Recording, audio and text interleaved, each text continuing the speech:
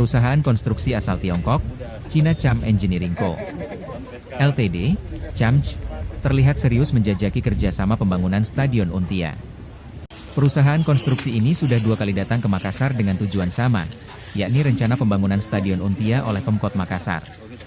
Tim CHAMJ bahkan meninjau langsung lokasi pembangunan di Kelurahan Untia, Kecamatan Biringkanaya, Rabu, 6 Agustus 2025.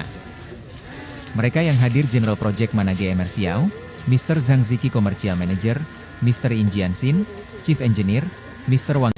Harusnya sih biasanya kalau mereka sudah mau datang lihat lokasi artinya lebih dari 50% kemungkinan itu. Tapi kan kita masih banyak sekali hal-hal yang harus kita bicarakan. Yang paling pertama mungkin masalah pembiayaan, lama pekerjaan, desain dan sebagainya.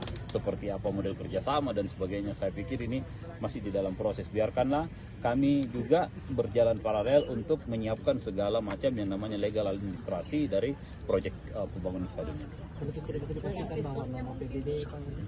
Iya, belum tentu. Kalau mereka kita tidak sepakat, jangan sampai mereka offeringnya berbeda, ya akan susah untuk itu.